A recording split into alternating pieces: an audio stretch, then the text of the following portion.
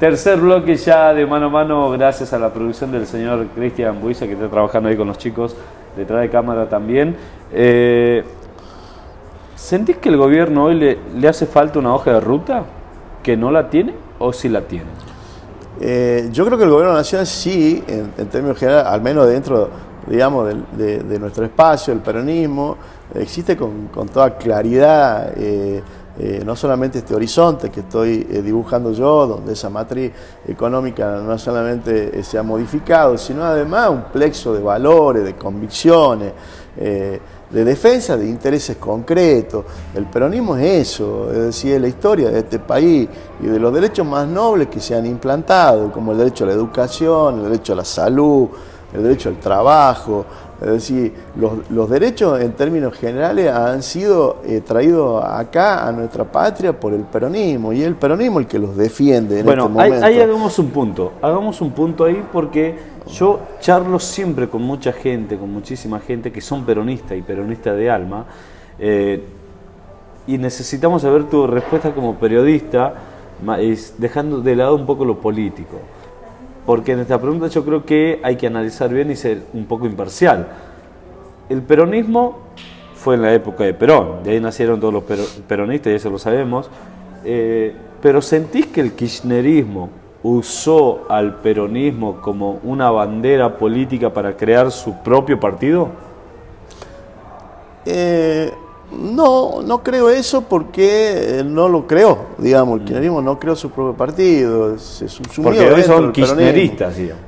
Probablemente quienes se identifiquen como kirchnerista o como menemista o como dualdista, claro. Los ismos en el peronismo, como en términos generales, digamos, la política, digamos, expresan identificaciones personales dentro de los partidos. Exacto. ¿No? Yo no estoy muy de acuerdo, digamos, con ese tipo de construcciones colectivas, pero bueno, cada uno es dueño de hacerlo. Sí creo que el kirchnerismo rescata del peronismo todos estos valores de los que hablábamos, ¿no? Es decir, pone en valor el derecho a la educación, construyendo 1.600 escuelas a lo largo del país, pone en actualidad el derecho a la salud, digamos, reformando, integrando y poniendo en marcha los cientos de hospitales que se construyeron durante esa época, como el acceso a la vivienda, al empleo. Es decir, creo que sin duda, digamos, el kirchnerismo ha representado una vuelta a esos valores del peronismo más tradicional. Exacto. Por supuesto, sí, y su resignificación, ¿no? Sí creo también de que hoy no explica el kirchnerismo el tiempo político en el que estamos viviendo, ni tampoco está poniendo un horizonte muy claro en ese sentido, ¿no? Bien, perfecto. Seguimos con esta hermosa entrevista y vamos a seguir con este fenómeno, por decirlo así, porque todos ya lo titulamos de fenómeno, de algo que ha aparecido como oportunista. Para mí es un oportunista de lo que está saliendo de acuerdo a la situación a la cual estamos pasando. Recién dijiste salud, recién dijiste educación, y es algo de las cosas de las que quieren privatizar también. Si vamos a analizar lo político o la historia política de Javier Milei, no la tiene. Y recién me decías de que hay que estar preparado para ejercer tal puesto. ¿Políticamente sentí que está preparado él? De ninguna manera.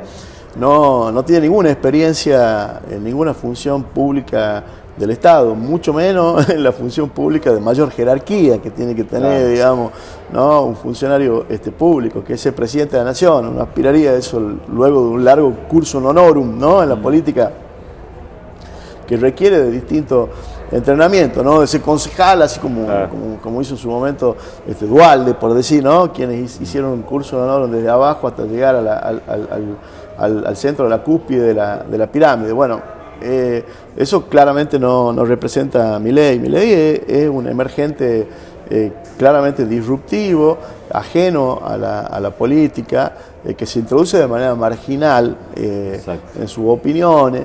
Y que de pronto, digamos, salta con su candidatura a transformarse en lo que se dice en la política a veces, o se lo califica como cisne negro, ¿no? Como una irrupción inesperada, como algo no sabíamos, o por lo menos nadie esperaba, digamos, que pudiera emerger. Yo ya el tufillo lo tenía y cierto acercamiento a esa realidad ya lo venía trayendo desde hace un tiempo, o sea que en mi caso mucho no me sorprendió, pero creo que sí, creo que es un elemento inesperado, ¿no? en el escenario político que nos pone a todos a replantearnos, no solamente la estrategia política, sino también nuestra perspectiva con respecto a cómo ocurren este tipo de sucesos, ¿no?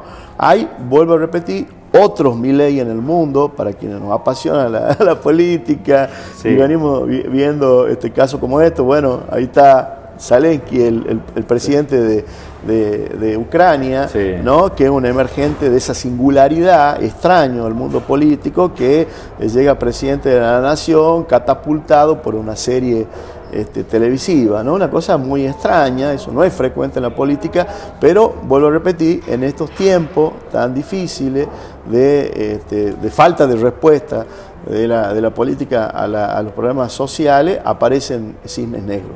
Aparece, siempre hay. Siempre. Bueno, así seguimos nosotros también con esto, lo que es mano a mano junto a Javier Noguera. ¿Qué tema es esto? Analizar, aprender, y ahí yo creo que donde también nosotros vemos el punto de desconocimiento, o tal vez el gobierno tomó como voto castigo lo del pueblo. Sin duda que es un voto castigo, por supuesto, claro, es un cachetazo a toda la clase política, más vale, por supuesto, y tiene que ver con la falta de respuesta, insisto sobre esto, más vale, claro. Es gente que no está siendo escuchada, que no está siendo atendida y sus problemas no están siendo resueltos. ¿Y sentís que la sociedad fue castigada después de las PASO? Digo, por el movimiento que hubo económicamente en cuanto a la suba del dólar también, el cambio de precios en todo. Hoy no alcanza para llegar a fin de mes, por ejemplo. Sí, la situación económica lamentablemente viene deteriorándose con el paso del tiempo y esto que estamos hablando, este humor se expresa electoralmente y es lo que nos ocurre. Claro que sí, tiene una directa relación. A la gente, entonces la gente fue castigada, el pueblo. ¿Pero por quién? ¿A qué te refieres? No entiendo. Después de lo que pasó con el gobierno, después de las elecciones. Luego de la elección hubo una devaluación. Sí. Uno podría interpretar, digamos, que esa devaluación impacta en los que menos tienen. Sin embargo, el gobierno rápido el reflejo reaccionó. Primero que nada, la devaluación, porque era una imposición que venía negociándose en su momento con el Fondo Monetario Internacional, pero reacciona estimulando, digamos, esa caída del sueldo, poniéndole precisamente la suma fija en dos partes que han sido anunciadas, digamos, en estos días por Sergio Massa, además de un paquete de medidas destinadas especialmente a quienes menos tienen, ¿no? Los jubilados, los que son en este momento excluidos del sistema. ¿Vamos camino al corralito con esto? Bueno, yo quisiera que ese escenario no vuelva a repetirse nunca más, ¿no? Pero es lo que está proponiendo Milei.